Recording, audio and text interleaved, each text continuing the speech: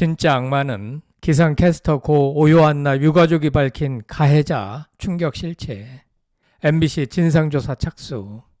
MBC 기상캐스터 고 오요한나 유가족이 고인의 사망 원인을 폭로하자 파장이 커졌고, 이에 고용노동부는 MBC에 진상조사를 명령했습니다. 유튜브 채널 가로세로 연구소는 유가족과 연락을 했다며 진짜 악마는 박모 씨, 최모 씨 이외에 이모 씨, 김모 씨라고 주장해 충격을 안겼습니다.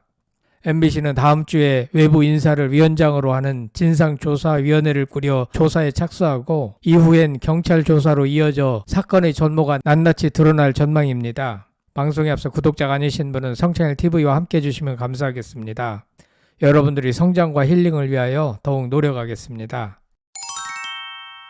MBC 기상캐스터 고 오요한나가 직장 내 괴롭힘으로 인해 스스로 생을 마감했다는 의혹이 제기된 가운데 고인의 유가족이 입장을 명확히 전했습니다.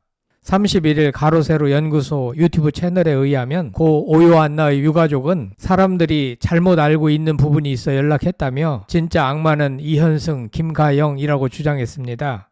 방송에 이미 실명이 나왔기 때문에 여기서도 그대로 전해드리게 됐음을 양해해 주시기 바랍니다. 이어 박하명, 최아리는 대놓고 괴롭혔지만 이현승, 김가영은 뒤에서 몰래 괴롭혔다며 박하명, 최아리는 오요한나 장례식장에 왔다. 정작 장례식장에 안 온 두 명은 이현승과 김가영이라고 덧붙였습니다.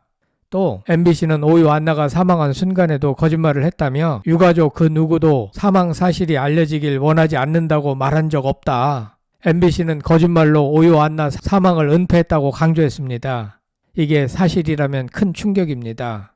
그동안 MBC는 고 오요한나 유가족이 조사를 요청해오면 조사에 착수하겠다며 부고를 내지도 않았다고 했습니다. 마치 MBC는 오요한나의 사망을 사적인 일로 치부한 듯한 자세를 견지해 왔습니다. 앞서 오요한나는 지난해 9월 향년 28세 나이로 사망했습니다. 해당 소식은 같은 해 12월 뒤늦게 알려졌습니다.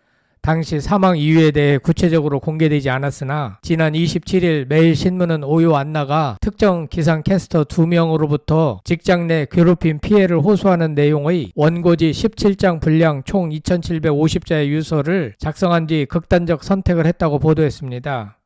놀라운 일은 오요한나의 죽음에 대하여 많은 매체가 인지했음에도 불구하고 약속이라도 한 듯이 고의로 숨겨왔고 뒤늦게 매일신문이 보도하면서 대중이 알게 됐다는 사실입니다. 이것도 일종의 언론 카르텔이 아닌가 생각되는 대목입니다. 매일신문에 의하면 MBC 기상캐스터 5명 중 2명이 오요한나의 장례식장을 찾지 않았다고도 전했습니다. 매일신문은 추정 가해자 실명을 거론하지 않았기 때문에 그때까지만 해도 박하명, 최아리가 장례식장을 찾지 않은 것으로 추정됐었습니다. 하지만 유가족의 폭로에 의하여 이현승과 김가영이 장례식장을 찾지 않은 것으로 밝혀졌습니다. 가로세로 연구소의 보도에 의하면 이들은 겉으로는 고인을 위하는 척 했으나 뒤에서는 고인과 금채림을 제외한 단톡방을 따로 만들어 고인을 저격한 것으로 나타났습니다. 누군가가 이 같은 단톡방의 대화 내용을 캡처하여 고인에게 그대로 전했고 아마도 고인은 큰 충격을 받은 것 같습니다. 한편 MBC는 고인이 프리랜서로 일하면서 자신의 고충을 담당 부서나 함께 일했던 관리 책임자들에 알린 적이 전혀 없었다면서도 유족이 요청한다면 진상조사에 착수하겠다는 입장을 밝혔습니다. 고인의 유족은 고인의 휴대전화 속 유서와 통화 내용, 메시지 등을 바탕으로 동료 직원을 상대로 민사소송을 제기한 상태입니다. 지난달 23일 서울중앙지방법원에 직장 내 괴롭힘에 따른 손해배상 청구 소송을 제기했다고 합니다.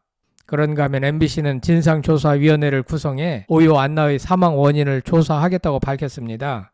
지난해 9월 15일 갑작스럽게 세상을 떠난 전 MBC 기상캐스터 오요한나는 생전에 쓴 자필 일기를 남겼습니다. 일기에는 2024년 7월 16일 새벽에 일어나 특보를 마쳤는데 선배에게 폭력적인 말을 들었고 무척 억울하다는 심경이 드러납니다. 이후 오요한나와 그의 동기 금채림을 제외한 나머지 4명이 참여한 단체 카톡방이 개설된 것입니다. 오요한나가 남긴 원고지 17장 분량의 유서에는 직장 동료들로부터 업무와 관련한 괴롭힘을 당했다는 내용 등이 적나라하게 담겼다고 합니다. 오요한나 유가족은 단톡방에서 4명이 자기를 죽일 듯이 욕하고 있다는 것을 알고 웃으면서 출근을 해야 한다는 게 얼마나 힘들었겠나라고 말했습니다. 사망 전에도 극단적 시도가 한 차례 더 있었던 것으로 확인됐습니다.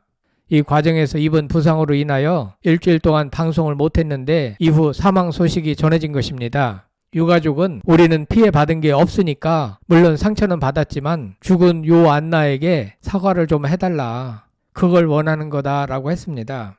유가족은 소장에서 고인이 공개적인 폭언과 모욕, 언어적 괴롭힘을 당했으며 이러한 괴롭힘이 2년간 이어져 왔다고 주장했습니다.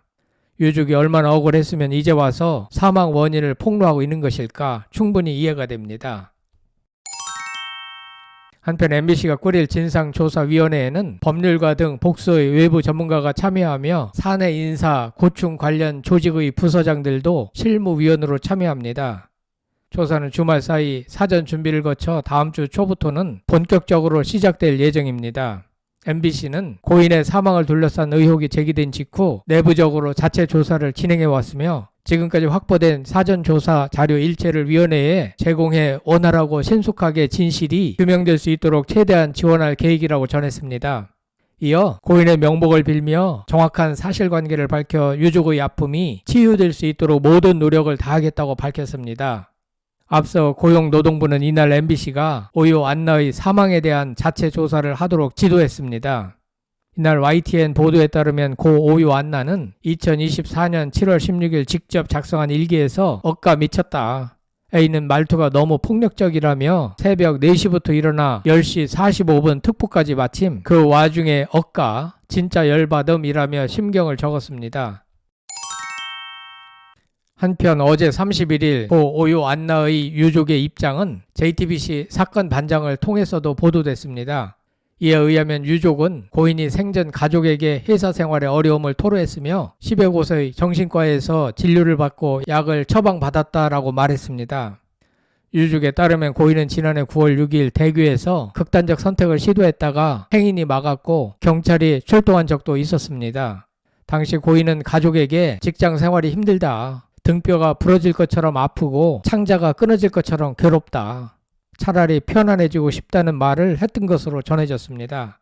또한 유족은 기상캐스터 선배들이 고인과 그의 동기를 험담했다고 주장했습니다. 이들은 단톡방에서 싸가지 없는 X들, 몸에서 냄새난다, 상대해줬더니 대들어, 후배 취급하지 말자, 미친 X 등의 발언을 주고받았다고 합니다. 이후 별도의 단톡방을 개설해 고인을 고립시켰다고 합니다.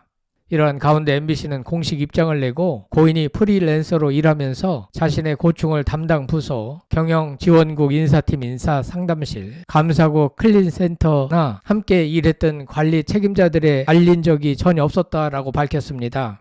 이어 고인이 피해 사실을 조금이라도 알렸다면 회사는 당연히 응당한 조사를 했을 것이라며 정확한 사실도 알지 못한 채 마치 무슨 기회라도 잡은 듯 이 문제를 MBC 흔들기 차원에서 접근하는 세력들의 준동에 대해서도 우려를 표한다고 덧붙였습니다.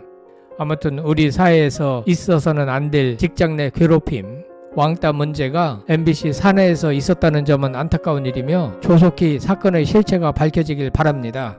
여러분들은 이번 사태를 어떻게 보시는지 궁금합니다. 성창힐 TV였습니다.